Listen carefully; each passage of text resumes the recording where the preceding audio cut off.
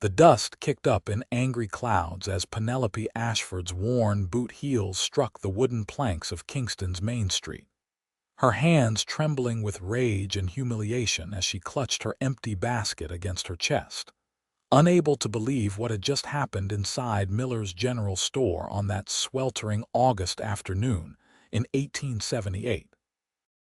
"You are no longer welcome in this establishment, Mrs. Ashford," Harold Miller had announced loudly enough for every customer to hear, his jowls quivering with self-righteous indignation. "Decent folk don't want to shop alongside a woman who refuses to honor her late husband's debts. Until you settle what Thomas owed, you can take your business elsewhere."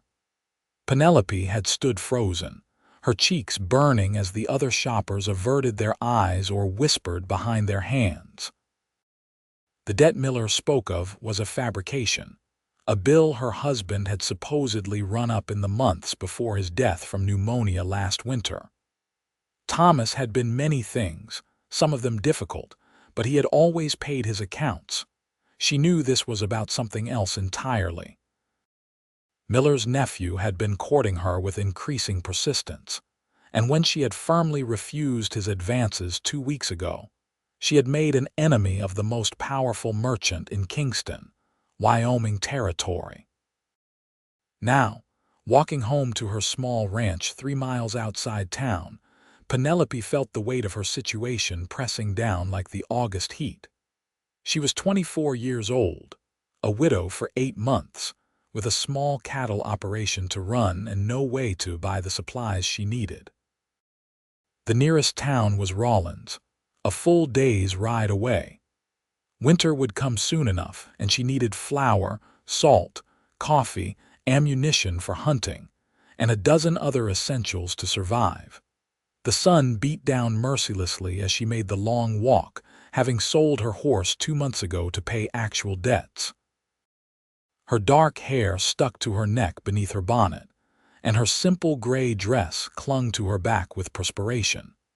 She had left the ranch this morning with such hope, carrying 3 dozen eggs to trade and a little money from selling butter to the hotel. Now the coins felt like lead in her pocket, useless if no one would take them. By the time she reached her property, her feet ached and her throat was parched. The small ranch house Thomas had built needed paint and several shingles, but it was sturdy enough. The barn housed her 6 remaining cattle and the chickens that provided her only reliable income. She had been making it work through sheer determination, but Miller's ban changed everything. That evening, she sat on her porch as the sun set, painting the distant mountains in shades of orange and purple, and allowed herself a moment of despair. Her parents had died of scarlet fever when she was 17, and Thomas had seemed like security when she married him at 19. He had been 15 years her senior, established, respectable. The marriage had been cordial if not passionate, and she had mourned him genuinely when he passed. But she had also discovered a fierce independence in widowhood, a strength she never knew she possessed. She refused to remarry simply for convenience, especially to someone like Miller's nephew, a soft-handed bully who drank too much and treated his horses poorly. "I will figure this out," she said aloud to the empty prairie, as if speaking the words would make them true. 3 days later, Penelope was feeding her chickens when she heard the sound of multiple horses approaching. Her heart sank as she recognized Miller's nephew, Cecil, along with 2 of his friends. They rode right up to her fence line, casual and intrusive. "Morning, Penelope," Cecil called out, his voice carrying false cheer. He was 26, with thinning blonde hair and a weak chin that he tried to hide with a scraggly beard. "Heard you had some trouble in town. That is a shame." She straightened, scattering the last of the feed for her hens. "What do you want, Cecil?" Just being neighborly. "Thought you might be ready to reconsider my proposal. A woman alone out here, it is not safe. You need a man to take care of things." "I am managing fine." Cecil's smile hardened. "Are you?" Because from where I sit you cannot even buy flour. Winter is coming.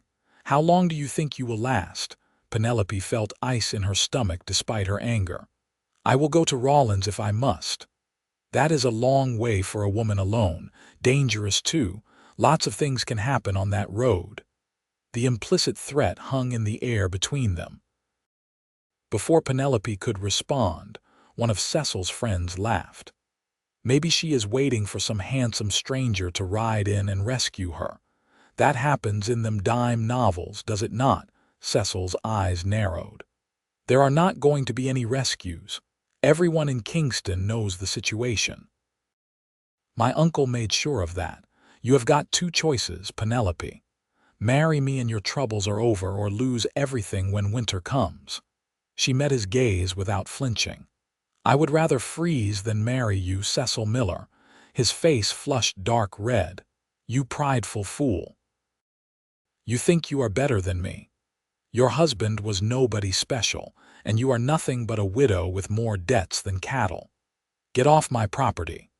For a moment, she thought he might refuse or do something worse, but something in her unflinching stare made him wheel his horse around. You will change your tune soon enough. Pride does not keep you warm at night or put food on the table. They rode off in a cloud of dust, and Penelope released the breath she had been holding. Her hands were shaking, but not from fear. The encounter had crystallized something in her mind. She would not be bullied, and she would not surrender her independence to a man like Cecil Miller. Whatever it took, she would find a way. The next morning, she hitched her milk cow to an old cart she normally used for hauling firewood and loaded it with everything she could spare.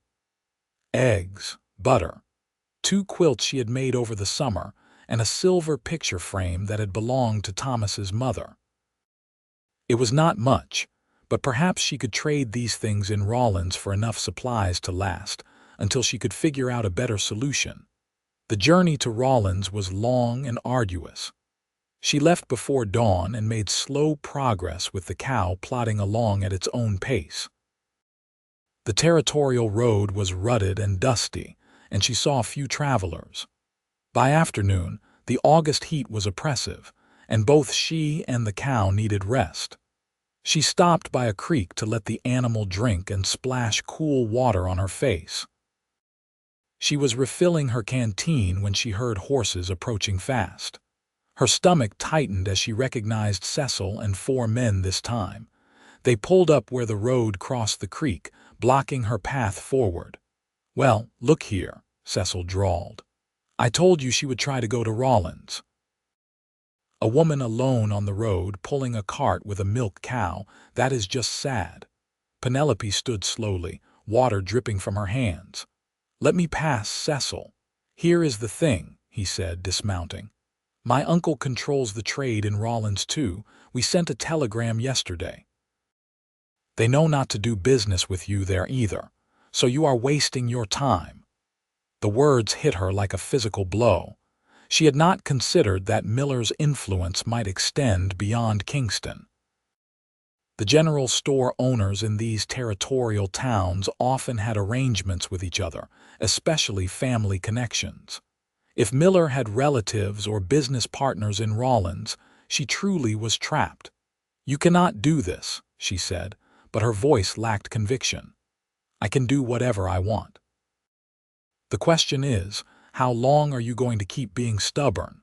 Cecil took a step toward her, and his men spread out, casual but intimidating. "All this goes away if you just say yes. I will even pay off that debt to my uncle.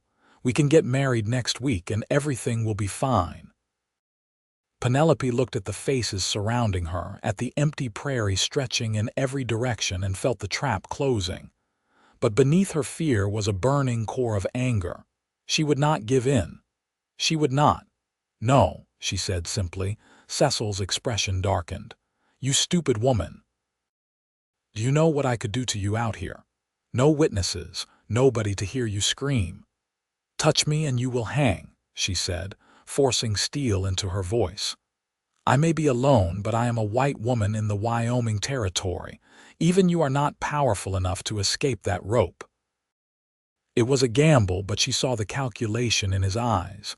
He was a bully and a coward, and he knew she was right. Forcing himself on her would bring consequences even his uncle could not fix. "Fine," he spat.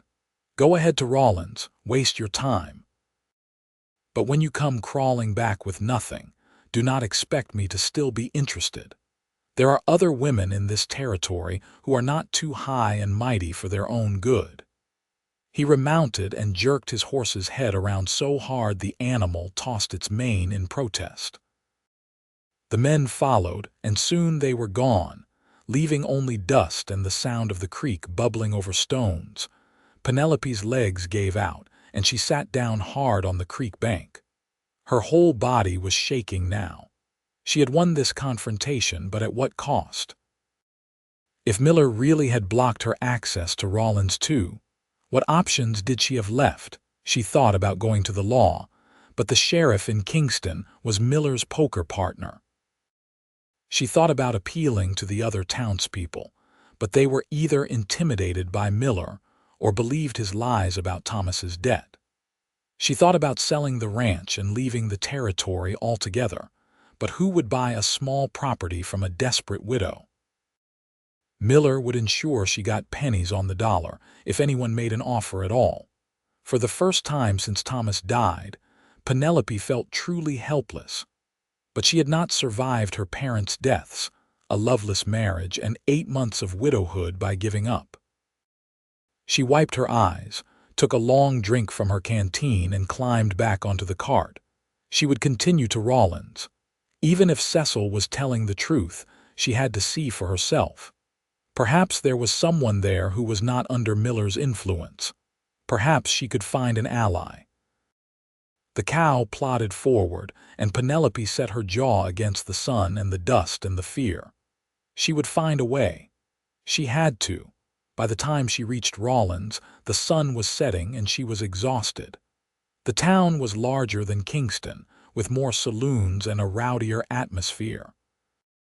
She asked directions to the general store and felt her heart sink when she saw the name painted above the door, Miller and Sons Mercantile. Of course. Harold Miller's family had a stake in this store too. Still, she had come this far. She tied the cow to the hitching post, took one of her quilts and the basket of eggs, and walked inside. The store was busy with evening customers, men buying tobacco and whiskey, a few women examining fabric. Behind the counter stood a man who looked enough like Harold Miller to be his brother. Penelope approached with the quilt folded over her arm. "Excuse me, sir. I was hoping to trade this quilt and some eggs for supplies." The man looked at her, and she saw recognition flicker in his eyes. "You are Penelope Ashford from Kingston." "I am. Got a telegram about you yesterday." "I am afraid I cannot do business with you, madam. There is a matter of an outstanding debt that needs settling first."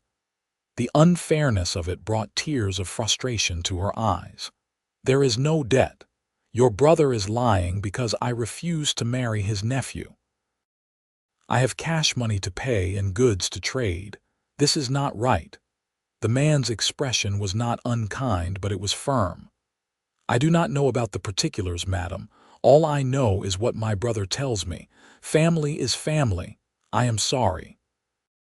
Penelope stood there, clutching her quilt, aware of the other customers watching. The humiliation was even worse than it had been in Kingston because here she had hoped for sanctuary. Instead, she found the same walls closing in. She turned and walked out without another word. On the wooden sidewalk outside, she leaned against a post and tried to think. She had perhaps enough food at home for another 2 weeks if she was careful. Her chickens would keep laying, and she had a small vegetable garden. But she needed ammunition to hunt, needed salt to preserve meat for winter, needed so many things that she could not produce herself. "You look like you have had a rough day." The voice was deep and warm, with a slight drawl that marked the speaker as someone from farther south. Penelope looked up and saw a man standing a few feet away, his hat in his hands. He was tall, probably in his late 20s, with dark hair and eyes that held genuine concern. His clothes marked him as a working cowboy: worn denim, dusty boots, a faded blue shirt. But there was something in the way he carried himself, a quiet confidence that suggested he was more than just a drifter. "I am fine," she said automatically, wiping at her eyes. "Begging your pardon, madam, but you do not look fine. You look like someone just broke your heart or stole your horse." He offered a slight smile, trying to lighten the moment. "Name is Quincy Irving. I just rode in from Colorado looking for work on one of the ranches around here." Despite everything, Penelope felt a flicker of warmth at his kindness.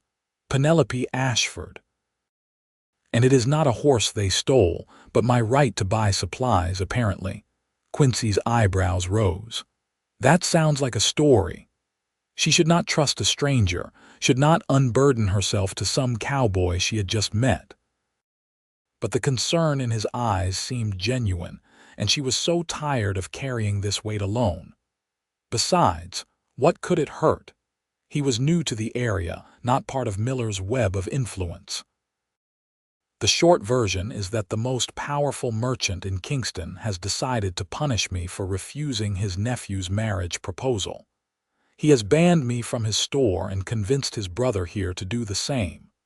I cannot buy supplies anywhere in the territory, apparently." Quincy's expression darkened. "That does not seem legal." Legal and right are not always the same thing, especially for a widow with no family and no influence. Penelope straightened her shoulders, suddenly aware that she was sharing her troubles with a complete stranger. "But I will figure something out, I always do." "I am sure you will," Quincy said, and she could tell he meant it.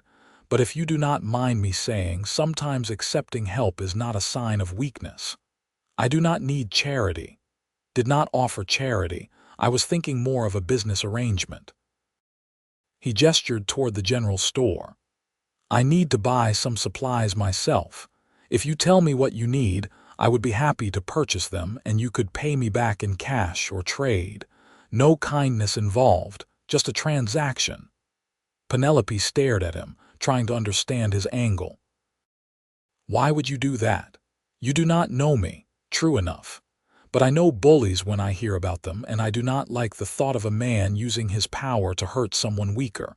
My mother raised me better than that." He met her eyes steadily. "Besides, you have cash money to pay, do you not? So it is just a matter of me being the middleman." It was a solution, at least temporarily. But Penelope hesitated, aware that accepting this stranger's help created a debt of its own, if only an obligation of gratitude. Still, what choice did she have? "I could not ask you to do that." "You did not ask, I offered." Quincy settled his hat back on his head. "Tell you what, I am getting supplies either way. You make me a list and I will get what you need. If you decide you do not want them, no harm done, but at least you will have the option." There was something in his straightforward manner that eased her worry. He was not like Cecil, using her desperation as leverage. He seemed genuinely interested in helping simply because it was the right thing to do. "All right," she said slowly. "I have a list. But I pay you in cash, full price, no discount. This is a transaction like you said." "Fair enough." He pulled a small notebook and pencil from his shirt pocket and handed them to her. "Write down what you need." Penelope took the notebook with trembling hands and began to write. Flour, salt, coffee, sugar, ammunition for her rifle, kerosene for her lamps. As she wrote, she felt the tight knot in her chest begin to ease slightly. This was not a permanent solution, but it gave her time to think, to plan. When she finished, she handed the notebook back to Quincy. He scanned the list and nodded. "Reasonable. I will be back shortly." He disappeared into the general store, and Penelope waited outside, watching the street. Rawlins was coming alive with evening activity. Cowboys from nearby ranches rode in for a night of drinking and gambling. Respectable families hurried home before the saloons got too rowdy. A freight wagon rumbled past, heading for the rail depot. Quincy emerged about 20 minutes later, carrying 2 large sacks and a smaller parcel. "Everything on your list, plus I threw in some dried apples. The store was selling them cheap, and they keep well. I did not ask for apples. Consider them a welcome gift to the territory." He smiled, and she noticed for the first time that he had a dimple in his left cheek. "My wagon is at the livery. I can load this up and follow you back to Kingston. Make sure it gets to your place safely." "You do not need to do that. I have a cart." "I am sure you do, but it is getting dark and you said you came from Kingston, which is a good 15 miles from here. That is a long way for a woman alone with a milk cow and a cartload of supplies." He held up a hand before she could protest. "Not saying you could not do it, just saying you should not have to. Besides, I am heading that direction anyway. Heard there is a big ranch outside Kingston that is hiring." Penelope felt torn between independence and practicality. The truth was, traveling back in the dark with these supplies would be difficult and potentially dangerous. And if Quincy was heading to Kingston anyway, there was logic in his offer. "All right," she said finally. "But I am paying you for your time as well as the supplies. We can discuss that later." He hefted the sacks easily. "Let me get my wagon." They made an odd caravan leaving Rawlins, Quincy in a sturdy wagon pulled by 2 horses, Penelope following in her cart with the milk cow. But for the first time in days, Penelope felt something like hope. The supplies would get her through the next few months at least, and Quincy's simple kindness had reminded her that not everyone in the territory was under Miller's influence. The journey back was slow in the darkness, but the moon was bright and the road was clear. Quincy kept his wagon at a pace the milk cow could match, and they made steady progress. They did not talk much, but the silence was comfortable rather than awkward. It was past midnight when they finally reached Penelope's ranch. Quincy helped her unload the supplies into her small barn, then unhitched his horses to let them rest. "You can sleep in the barn," Penelope offered. "It would not be proper for you to stay in the house, but there is fresh hay and it is warm enough." "That would be much appreciated, madam." Penelope went into the house and counted out the money for the supplies from her small savings. When she brought it back to the barn, Quincy was settling his horses with practiced efficiency. "This is what I owe you," she said, holding out the cash. "Plus a little extra for your time and trouble." Quincy looked at the money but did not take it. "Keep the extra. I did not do this for payment." "I am not a charity case." "Never said you were." He took only the amount for the supplies, pressing the extra back into her hand. But accepting help when it is freely given is not the same as taking charity.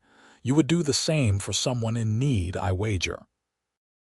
She could not argue with that, so she pocketed the money.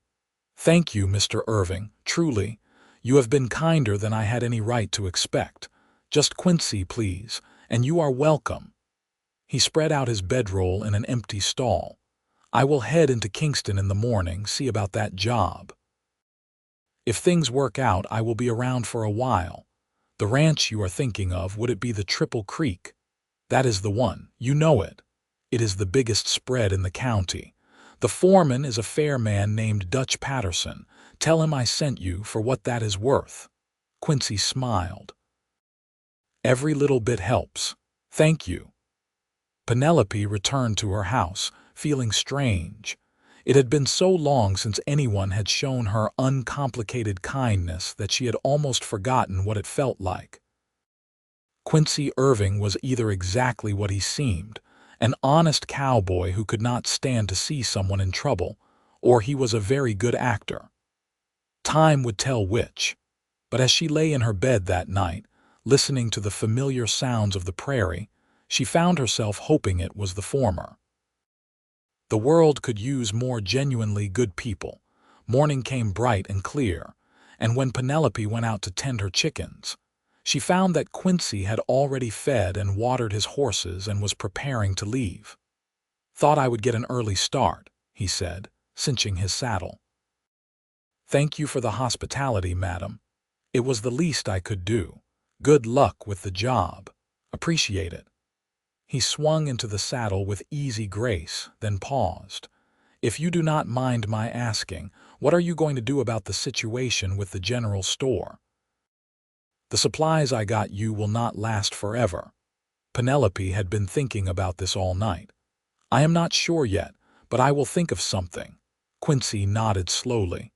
"If you need help again, word can reach me at the Triple Creek. Just send a message with one of the ranch hands who come to town." "I will remember that. Thank you." He tipped his hat and rode off toward Kingston, and Penelope watched him go with mixed feelings. Part of her was grateful for his help, but part of her was wary. In her experience, men who seemed too good to be true usually were. Still, he had asked for nothing in return, and he had treated her with genuine respect. That counted for something. She threw herself into her work that day, trying not to think about the inevitable confrontation when word got back to Miller that she had somehow obtained supplies. The chickens needed tending, the vegetable garden needed weeding, and one of her cows was showing signs of being ready to calve. The physical labor helped clear her mind and tire her body, making it easier to sleep without worrying. 3 days passed quietly. Penelope saw no one, which was not unusual. Her nearest neighbor was 2 miles away, and she rarely had visitors. She used the time to make plans. The supplies from Rawlins would last perhaps 3 months if she was careful. Before they ran out, she needed to either resolve the situation with Miller or find a new source of income and supplies. The possibility that nagged at her was leaving the territory altogether. She could sell the ranch for whatever she could get and start over somewhere else. Colorado, maybe, or Montana. But the thought of running, of letting Miller win, stuck in her throat. This was her home, bought with Thomas's hard work and maintained with her own. Why should she be driven from it? On the 4th day, she heard horses approaching and tensed, expecting Cecil and his friends. Instead, she was surprised to see Quincy Irving riding up with another man, older and weathered, wearing the leather chaps of a working cowboy. "Morning, Mrs. Ashford," Quincy called out, dismounting. "This is Dutch Patterson, foreman of the Triple Creek. He's got a business proposition for you if you have a minute to talk." Dutch Patterson was in his 50s with gray hair and a sun-creased face that had seen decades on the range. He touched his hat respectfully. "Madam, Quincy here tells me you have got good cattle and you are an honest businesswoman. The Triple Creek is always looking to buy quality stock. I thought I would ride out and see if you might be interested in selling a few head." Penelope's mind raced. She had 6 cattle, 3 cows and 3 calves. She needed at least 4 to maintain her small herd and have any hope of rebuilding. But selling 2 would give her cash, and cash meant independence from Miller's control, at least for a while. "I might be interested," she said carefully, "depending on the price." Dutch named a figure that was more than fair, and Penelope felt a surge of relief. This was not charity disguised as business, it was a legitimate offer at market rates. "I could sell you 2, she said. "A cow and a yearling calf. The others I need to keep." "That works fine. We can drive them back to the ranch today if that suits you." They shook hands on the deal, and Penelope helped them separate the 2 cattle from her small herd. As they worked, she could not help but notice how capable Quincy was with the animals, calm and efficient. He had clearly been working cattle for years. When the transaction was complete, and Dutch was securing the cattle to his saddle, Quincy lingered behind. "I hope you do not mind me mentioning your situation to Dutch," he said quietly. "He is a good man, and I thought he might be able to help." "I appreciate it," Penelope said, and she meant it. Truly, you have been kinder to me than almost anyone in this territory. Like I said, I do not care for bullies. He hesitated, then added, I took the job at Triple Creek. I will be working there for the foreseeable future. If you ever need anything, you know where to find me. Why are you doing this? The question burst out before she could stop it. You do not know me. You do not owe me anything. Why go out of your way to help? Quincy was quiet for a moment, his dark eyes thoughtful. My mother was widowed when I was 10 years old.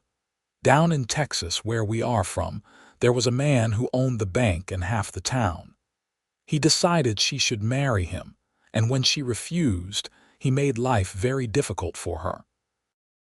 Called in loans, turned people against her, tried to starve her into submission.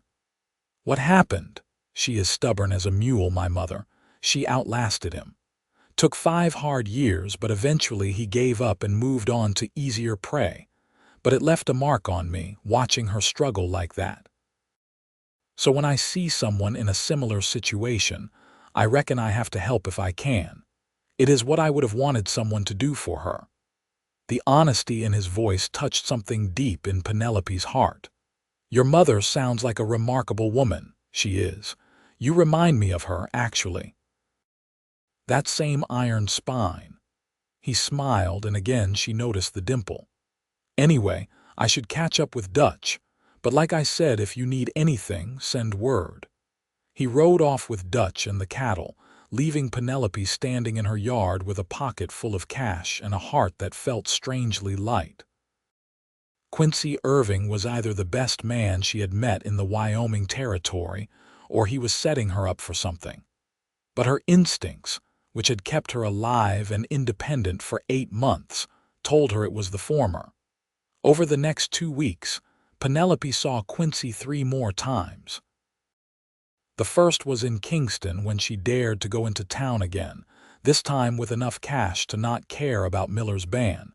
She was walking down the main street when she saw Quincy coming out of the blacksmith shop.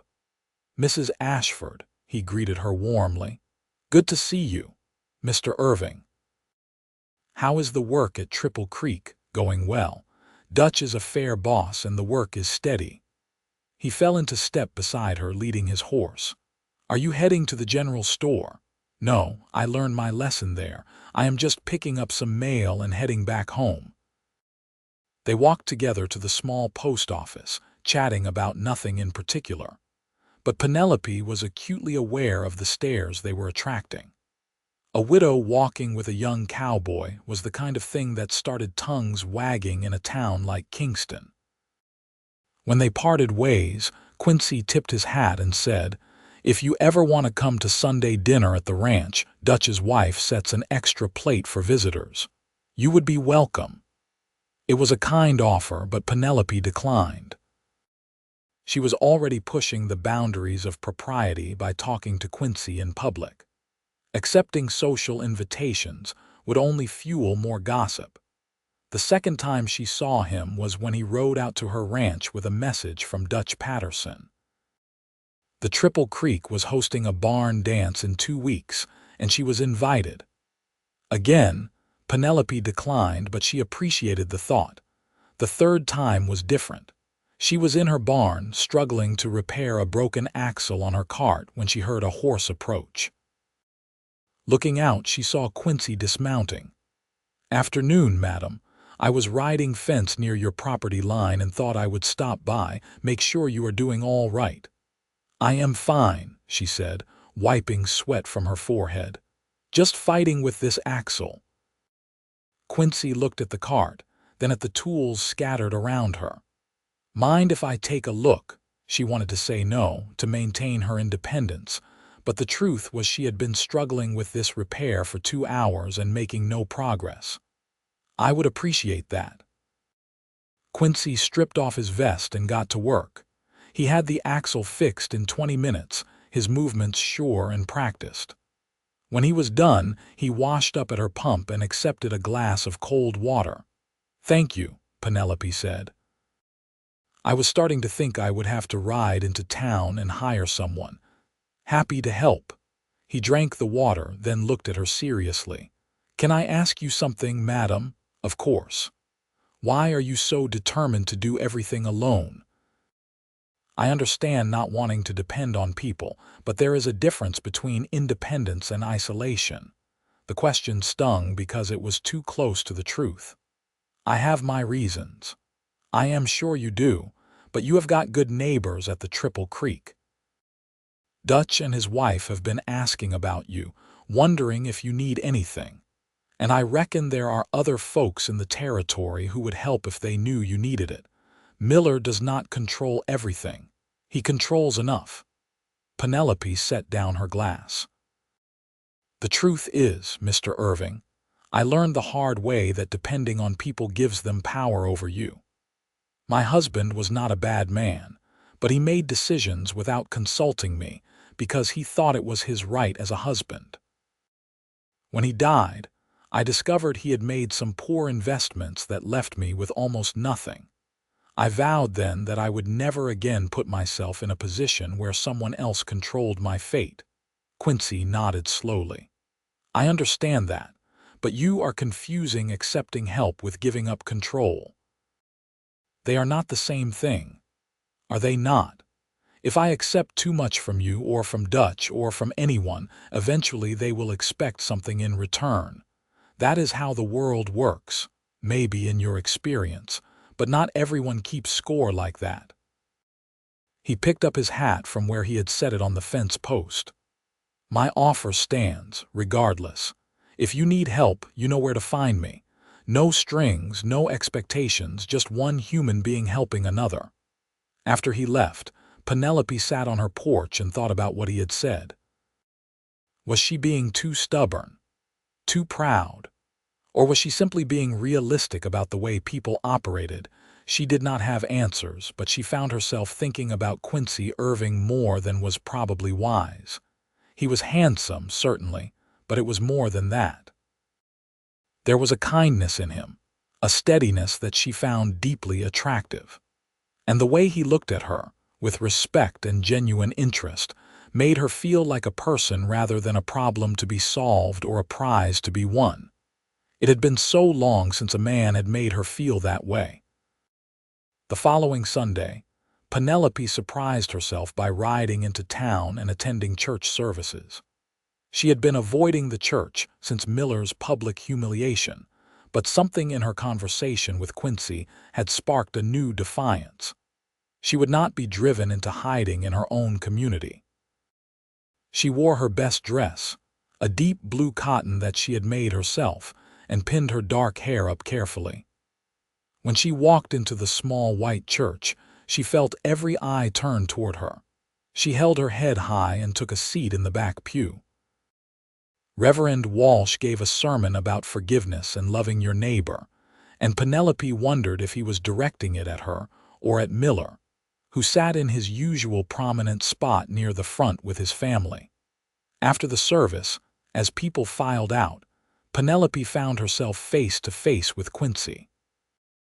He was dressed in clean clothes, his hair neatly combed, and he smiled when he saw her. "Mrs. Ashford, good to see you here, Mr. Irving." She was aware of people watching them, but she did not care. "Are you settling in well at the ranch?" "Very well. The work is hard but satisfying." He lowered his voice slightly. "I heard what happened at the general store. I am sorry you had to experience that. Word travels fast in a small town." "It does. But I want you to know I went into Miller's store yesterday." Penelope's stomach tightened. "Oh." "I told him that I do my shopping where Mrs. Penelope Ashford shops, and since he has banned you from his establishment, I will take my business to Rawlins from now on." She stared at him, stunned. "You did not have to do that, I know, but it felt like the right thing to do." He met her eyes steadily. "And I am not the only one. I talked to some of the other ranch hands and several of them feel the same way. Miller's behavior was not right and we do not want to support it." Tears pricked at Penelope's eyes, but she blinked them back. "Thank you. That means more than you know. You deserve better than how you have been treated." Quincy glanced around at the dispersing crowd, then back at her. "Would you allow me to call on you sometime? Properly, I mean, not just stopping by to help with chores, but actually courting you." The question took her breath away. She had not expected this, had not allowed herself to even imagine it. "Mr. Irving, I am not sure that is wise. I am a widow and you are new to the area. Getting involved with me and my troubles could make your life very complicated." "I am not afraid of complicated, and I am not asking you to marry me tomorrow just to let me get to know you better." His expression was earnest, hopeful. "What do you say?" Penelope looked into his dark eyes and saw nothing but sincerity.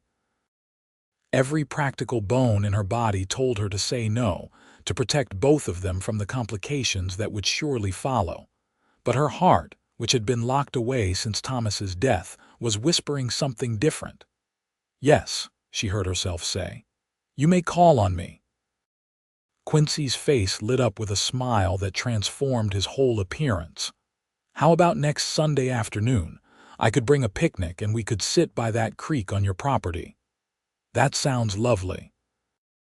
They parted with proper formality, but Penelope felt like she was walking on air as she made her way to her cart.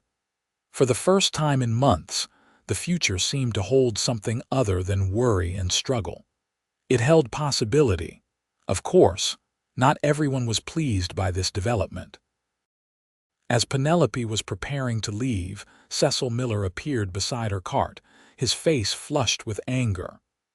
"I see you have found yourself a new mark," he said, his voice low and ugly. "That cowboy has no idea what kind of woman you are. And what kind of woman am I, Cecil?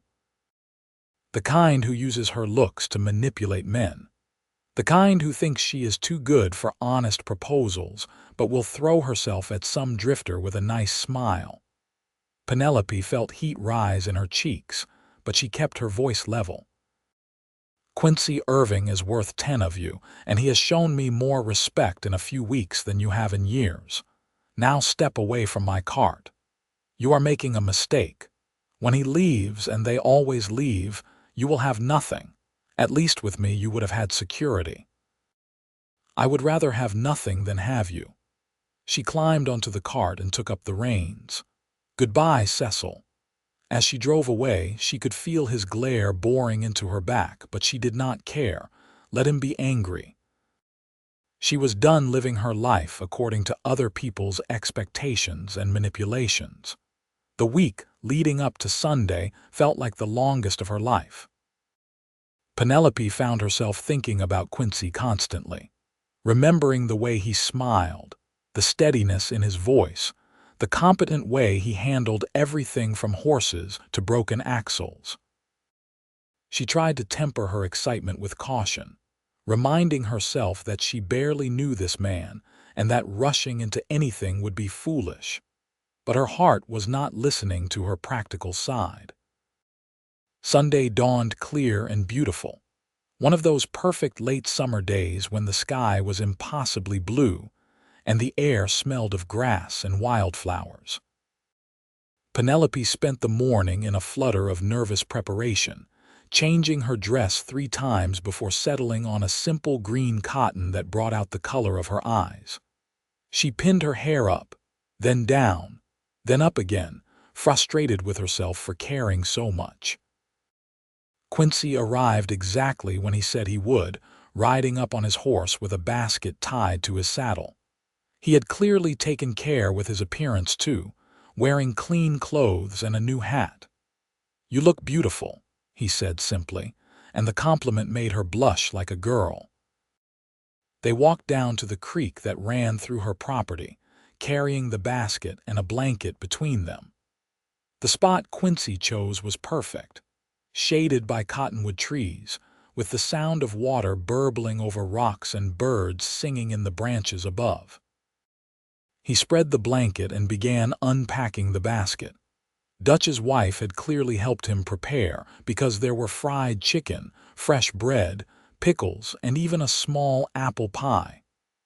"This is wonderful," Penelope said, accepting a plate. "I cannot take credit. Mrs. Patterson did most of the work."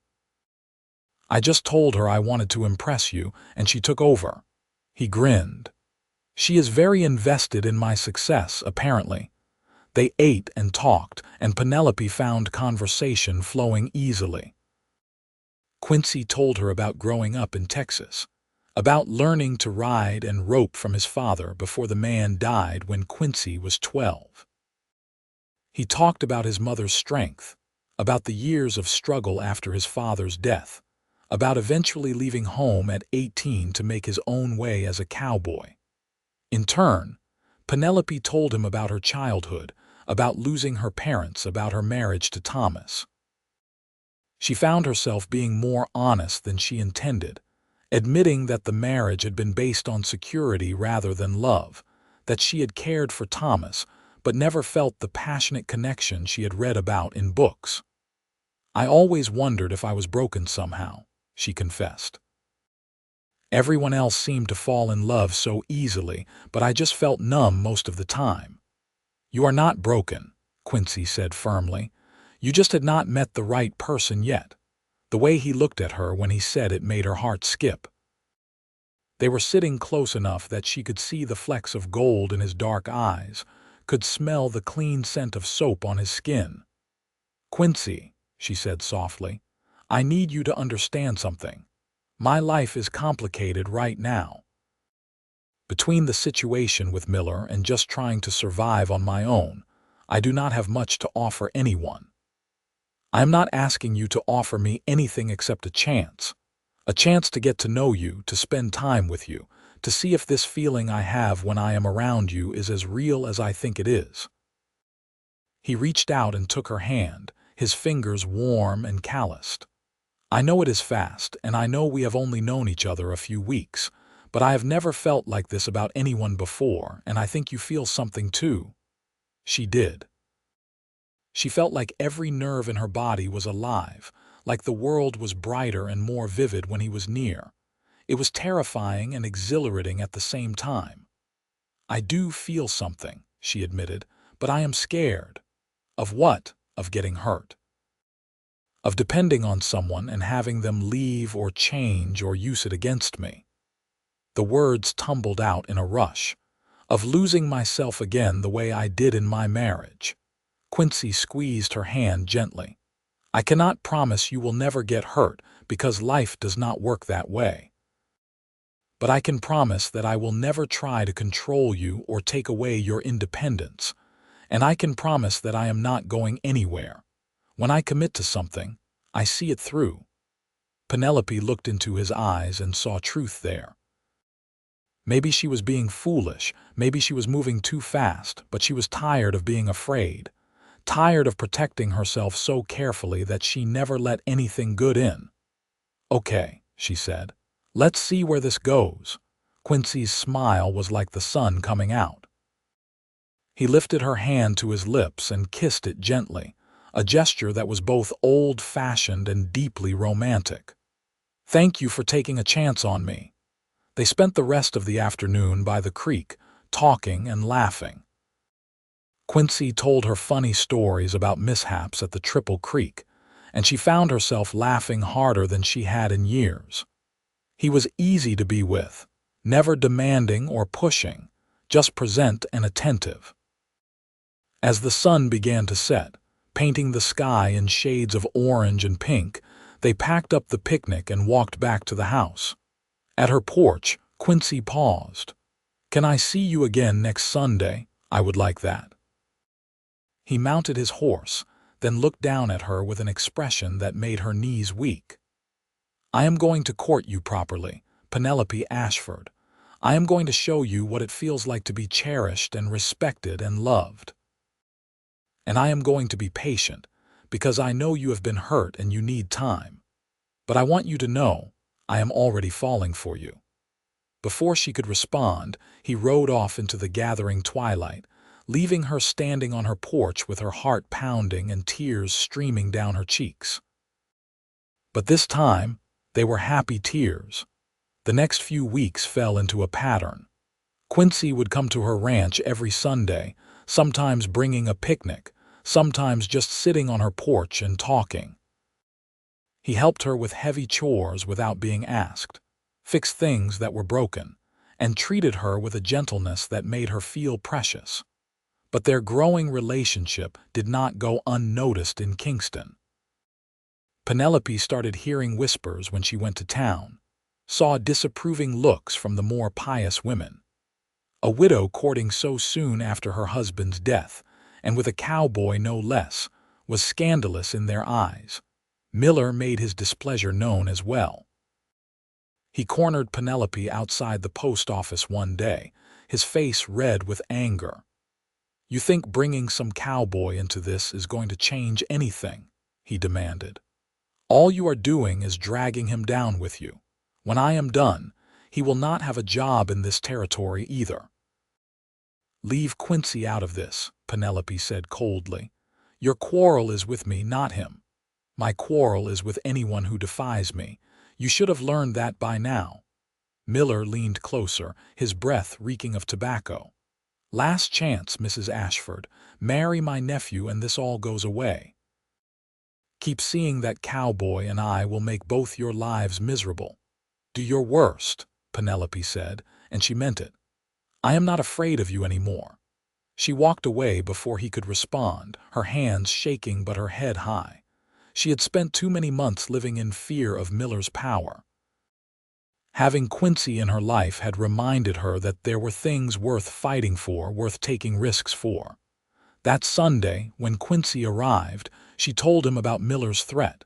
He listened carefully, his expression growing darker.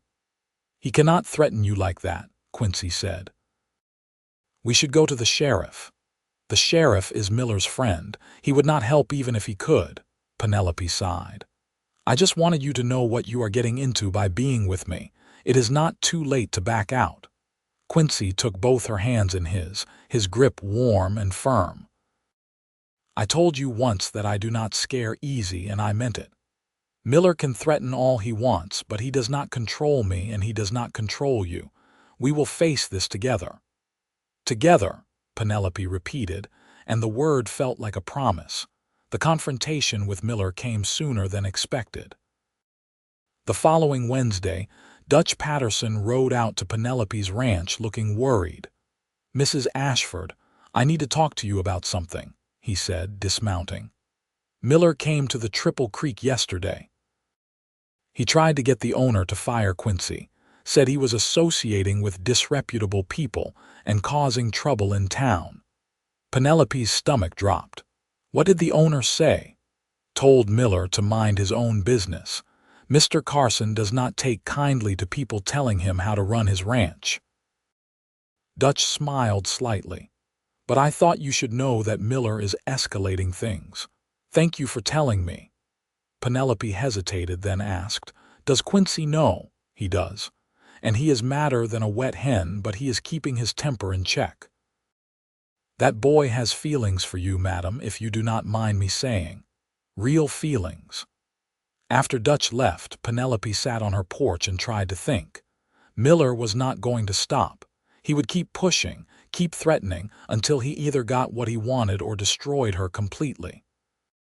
But she was tired of being reactive, tired of just trying to survive his attacks. Maybe it was time to go on the offensive.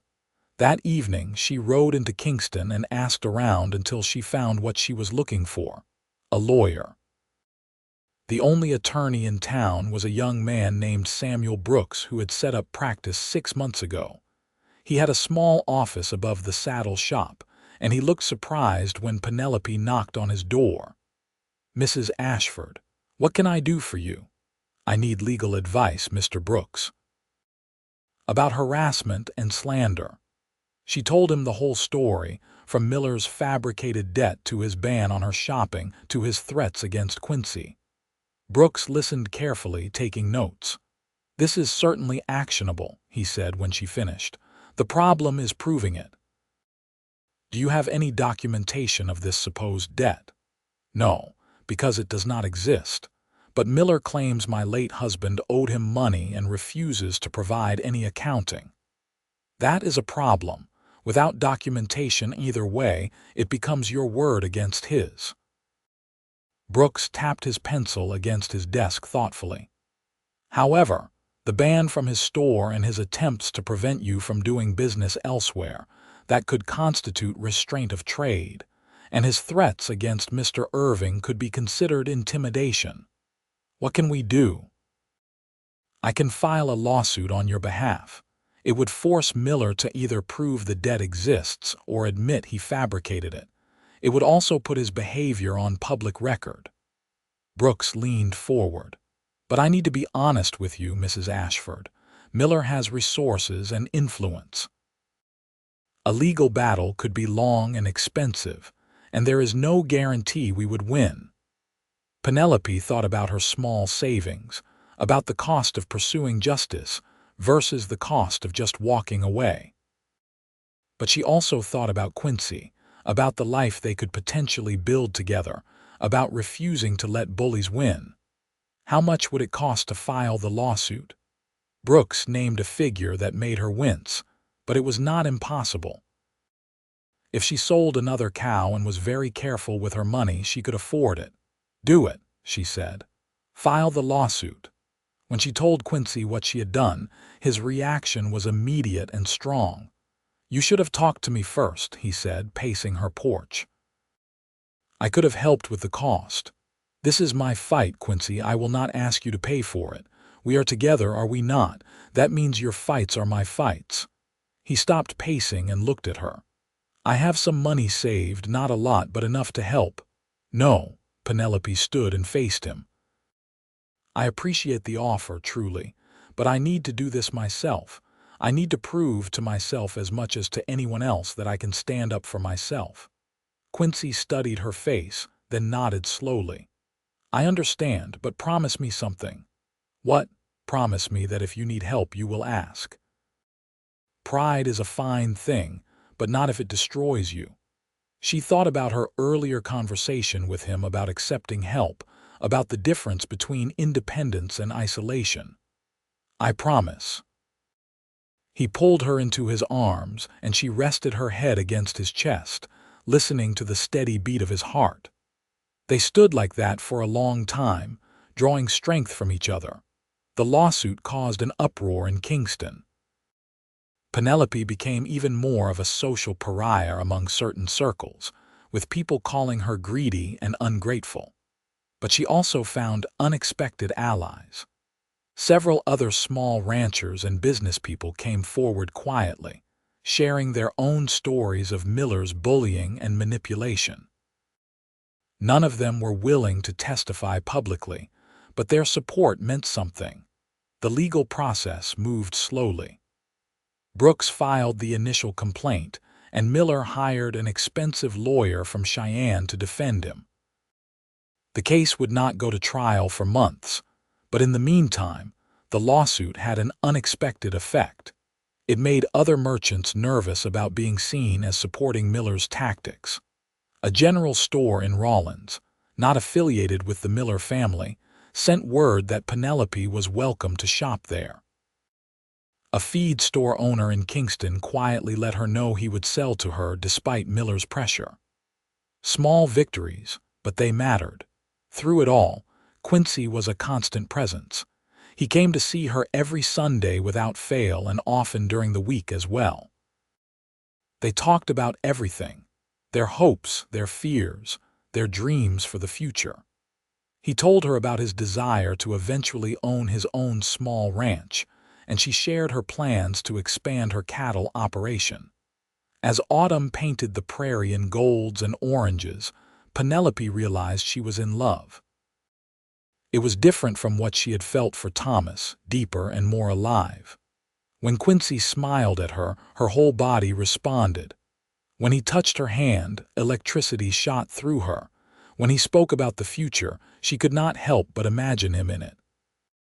One Sunday in late October, as they sat on her porch watching the sunset, Quincy turned to her with an expression of such tenderness it took her breath away. Penelope, I need to tell you something. All right. I love you. I am in love with you, have been for weeks now. And I know it might be too soon to say it, and I know you might not feel the same way yet, but I could not keep it inside anymore. He took her hand. "You are the strongest, bravest, most beautiful woman I have ever known, and I want to spend the rest of my life with you if you will have me." Penelope felt tears spill down her cheeks. "I love you too. I think I have loved you since the day you offered to buy my supplies in Rawlins without asking for anything in return." Quincy's face transformed with joy. He cupped her face in his hands and kissed her, gentle at first, then deeper as she responded. It was her first real kiss, the kind that made her understand what all those novels had been talking about. When they finally pulled apart, both breathing hard, he rested his forehead against hers. "Marry me," he whispered. "Not today, not tomorrow, but when you are ready. Marry me and let me spend every day for the rest of my life making you happy." "Yes," she said without hesitation. "Yes, I will marry you." They sat together as the sun set, wrapped in each other's arms, planning their future. Quincy wanted to wait until the lawsuit was resolved, so there could be no suggestion that he had married her for any reason other than love. Penelope agreed, though the idea of waiting even a few more months felt like torture now that she had admitted her feelings. But their happiness was short-lived. The next day, Quincy was working cattle with several other hands from the Triple Creek when a man approached him with a message. Miller wanted to see him at the general store immediately for a private conversation. Quincy's first instinct was to refuse, but curiosity won out. He rode into Kingston and tied his horse outside Miller's store. The merchant was waiting for him in the back office, his expression smug. "Mr. Irving, thank you for coming." "What do you want, Miller?" "I want to offer you an opportunity, a very generous opportunity." Miller leaned back in his chair. "I am prepared to drop all opposition to Mrs. Ashford. I will publicly admit there was a misunderstanding about the debt, and she will be welcome in my store again. I will even make a donation to help with her legal fees." "In exchange for what?" "In exchange for you leaving the territory. Today. Right now. I will give you $500 in cash, enough to start over somewhere else. You ride out of Kingston and you do not come back." Quincy stared at him in disbelief. "You think I would abandon Penelope for money? I think you are a drifter who was in the right place at the right time. But you must be getting tired of this whole situation by now. The gossip, the conflict, the drama. This is not your fight, Mr. Irving. Why sacrifice yourself for a woman you barely know? I know her well enough to know I am going to marry her. And I know you well enough to know you are a coward who can only feel powerful by hurting people weaker than yourself." Quincy leaned forward, his voice hard. "I am not leaving. Not for $500, not for $5,000. Penelope and I are going to build a life here, and there is nothing you can do to stop us."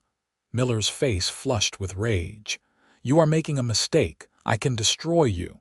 You can try, but you will find I am a lot harder to break than you think." Quincy stood and headed for the door. "We are done here." As he rode back to the Triple Creek, Quincy felt a deep satisfaction. He had been tested and he had not wavered. Whatever happened next, Penelope would know he was committed to her completely. When he told her about Miller's offer that evening, Penelope was both furious and moved to tears. $500 is a fortune," she said. "You could have started your own ranch with that money. I do not want money from a man like Miller, and I do not want a ranch without you." He pulled her close. "You and I are a team now. We face everything together, remember." The months that followed were difficult but filled with hope. Winter came early that year with heavy snows and bitter cold. Penelope's ranch was isolated for weeks at a time, but Quincy always found a way to check on her, often staying in the barn when the weather was too bad to ride back to the Triple Creek. They maintained propriety as much as possible, aware that the townspeople were watching for any excuse to condemn them. But the love between them grew stronger with each passing day. Quincy proved himself capable and reliable, helping Penelope keep her cattle alive through the harsh winter and making repairs to her house and barn. In February, the lawsuit finally went to trial. The courtroom was packed with curious townspeople, and the proceedings lasted 3 days. Miller's lawyer tried to paint Penelope as a greedy widow trying to avoid her late husband's legitimate debts, but Brooks systematically dismantled his arguments. When Miller could not produce any documentation of the debt, and when Brooks presented testimony from Thomas's other creditors saying he had always paid his bills promptly, the judge's skepticism was clear. The final blow came when Brooks called several witnesses who testified about Miller's pattern of using economic pressure to punish people who defied him. Though none of them would admit he had done it to them personally, their testimonies painted a picture of a man who abused his power regularly. The judge ruled in Penelope's favor, declaring that no debt existed and ordering Miller to pay her legal fees plus damages for the harm to her reputation and business. It was not a huge sum, but it was a victory that mattered more than money. Penelope walked out of the courtroom with her head high, Quincy at her side. Miller glared at them from across the street, but his power over her was broken. She was free. That night, Quincy took her to dinner at Kingston's small hotel restaurant, a public declaration of their relationship. They sat across from each other, holding hands on the table where everyone could see, and talked about their wedding. "I want something simple," Penelope said. "Just us and a few friends, maybe at the ranch. Whatever you want is fine with me, as long as at the end of it you are my wife." Quincy squeezed her hand. "How soon can we do it? How about spring? When the wildflowers are blooming and everything is coming back to life." Perfect. They were married in April, on a sunny day with the prairie covered in wildflowers. Dutch Patterson stood up for Quincy, and Mrs. Patterson stood with Penelope. Reverend Walsh performed the ceremony on Penelope's land, with the creek burbling in the background and a handful of friends from the Triple Creek in attendance. When Quincy kissed his bride, Penelope felt like her heart might burst with joy. This was what love was supposed to feel like: safe and exciting, grounding and uplifting all at once. They spent their wedding night in the ranch house, which Quincy had spent weeks fixing up and expanding. He had built an addition with a proper bedroom, installed new windows, and even built Penelope a bookshelf for the novels she loved to read. "Welcome home, Mrs. Irving," he said, carrying her over the threshold. "I was already home," she replied, kissing him. "But now it is perfect." Their first year of marriage was everything Penelope had dreamed of and more. Quincy left his job at the Triple Creek and devoted himself full-time to building up their ranch. With both of them working together, they expanded the cattle operation and improved the property. Quincy proved to be an excellent rancher with a gift for breeding and training horses. They also proved to be excellent partners in every way. Quincy never tried to control Penelope or make decisions without her input. They discussed everything, from which cattle to sell to how to arrange the furniture in their bedroom. He respected her intelligence and valued her opinions, treating her as a true equal, and the physical side of their marriage was a revelation for Penelope. Quincy was patient and tender, helping her discover pleasures she had never known existed. For the first time in her life, she understood what it meant to be truly desired and cherished. Miller tried one more time to cause trouble, spreading rumors that Quincy had only married Penelope for her land. But by then, the couple had too many allies and too much goodwill in the community.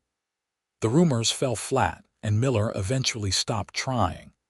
He remained a presence in Kingston, but his power was diminished, and he no longer dared to target the Irvings directly.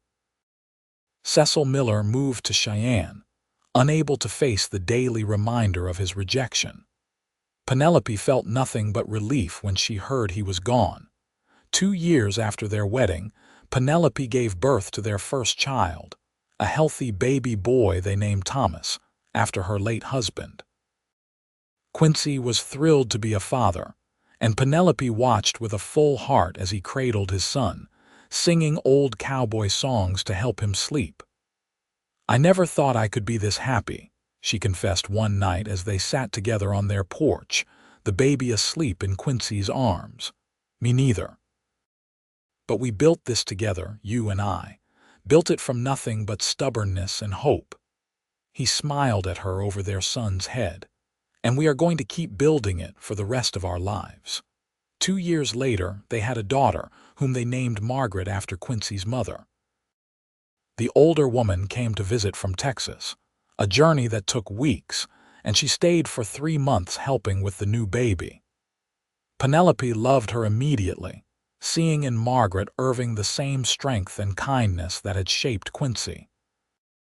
"You are good for my boy," Margaret told her one day as they worked together in the garden. "I prayed he would find someone worthy of his heart, and he did." "I am the lucky one," Penelope replied. "He saved me in more ways than one. You saved each other. That is how the best marriages work." As the years passed, the Irving Ranch prospered. They added more land, bought more cattle, and built a reputation for honest dealing and quality stock. Quincy's skill with horses became well known, and people came from all over the territory to buy animals he had trained. Penelope never forgot the desperation she had felt as a widow band from the general store, dependent on the kindness of a stranger who became the love of her life. That experience shaped how she treated others. She became known for her generosity to those in need, often hiring widows or single mothers to help with washing and mending, paying them fairly and treating them with respect. Miller's General Store eventually failed, unable to compete with newer, more honest merchants who came to Kingston. The old man moved away in disgrace after it came to light that he had been cheating his customers for years. Penelope felt vindication but no pleasure in his downfall. She was too busy living her happy life to waste energy on old enemies. On their 10th wedding anniversary, Quincy surprised Penelope with a gift, a beautiful paint horse with gentle eyes and a sweet temperament. "She is yours," he said, leading the horse to where Penelope stood, "so you never have to walk anywhere again." Penelope stroked the horse's nose, tears in her eyes. "You remember." "I remember everything about the day we met. You walking away from that store with your head high even though you were hurting. You fighting for your independence even when it would have been easier to give in. You taking a chance on a cowboy you barely knew." He took her hand. "That was the luckiest day of my life. Mine too." They had 3 more children over the years, another son and twin girls. Their house rang with laughter and the chaos of a large family. Quincy was a devoted father, patient and playful, teaching his children to ride and rope and to treat all people with respect regardless of their station. Penelope homeschooled the children when they were young, then sent them to the school that finally opened in Kingston. She served on the school board and fought to ensure that all children, regardless of their family's wealth or status, received a quality education. As her children grew, Penelope told them the story of how she and their father met. She wanted them to understand that love was not just about passion and romance, though those things mattered. It was also about respect, partnership, and the courage to stand up for what was right. "Your father rode into my life when I needed him most," she would say. "But more importantly, he saw me as a person worth fighting for. He gave me back my dignity and helped me remember my strength. That is what real love does." Quincy and Penelope grew old together on their ranch, watching their children marry and have children of their own. The Irving family became one of the most respected in the Wyoming Territory, known for their integrity and generosity. On their 50th wedding anniversary, their children threw them a huge party at the ranch. The whole community came, including people who had once shunned Penelope when she was a widow fighting for her survival. As she looked around at the crowd, at her children and grandchildren, at the life she and Quincy had built together, Penelope felt overwhelmed with gratitude. "What are you thinking about?" Quincy asked, slipping his arm around her waist. He was 78 now, his dark hair gone silver, but his eyes still held the same warmth and love they had when he was a young cowboy offering to help a desperate widow. "I am thinking about how lucky I am. How one moment of kindness changed everything. One moment of you being brave enough to accept help," he corrected gently. "You were always strong, Penelope. I just gave you a reason to let that strength shine." As the sun set over their ranch, painting the sky in brilliant colors, they stood together surrounded by the life they had created. 5 children, 14 grandchildren, and more love than either of them had ever imagined possible. "I would do it all again," Penelope said softly. "Every hard moment, every struggle, every fear, because it all led me to you. And I would ride into that town 1,000 times," Quincy replied, "just to see your face when I said you shop where I shop." They kissed, these two people who had found each other against all odds, and the crowd cheered. Their children smiled, their grandchildren giggled, and somewhere in the distance, a meadowlark sang its evening song. The story that had begun with humiliation and fear had become one of triumph and love. Penelope had learned that accepting help was not weakness, that love was worth fighting for, and that the right partner could make you stronger rather than diminishing you. Quincy had learned that sometimes the greatest adventures came not from riding into the sunset alone, but from standing beside someone and facing life together. As the years rolled on, they remained devoted to each other until the very end. Quincy passed away peacefully in his sleep at 82, with Penelope holding his hand. She mourned him deeply but without regret, grateful for every moment they had shared. She lived another 5 years, surrounded by family, telling stories of the cowboy who had changed her life with a simple act of defiance against injustice. When she finally joined Quincy, it was with a smile on her face and his name on her lips. Their graves were placed side by side on a hill overlooking the ranch, with a simple marker that read, "Quincy and Penelope Irving, partners in life, partners in love, partners forever." And on summer evenings, when the wildflowers bloomed and the creek babbled its eternal song, their great-grandchildren would play on the land they had built together, carrying forward the legacy of courage, love, and standing up for what was right that had defined the Irving family for generations.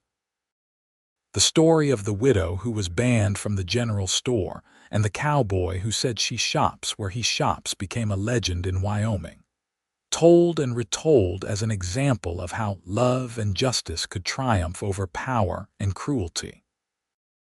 It reminded people that one person standing up for another could change not just 2 lives, but create ripples that spread through generations. And in the end, that was the greatest legacy of all. Not the ranch, not the wealth, not even the large family, but the simple truth that love, when it is real and true and brave, can transform the world.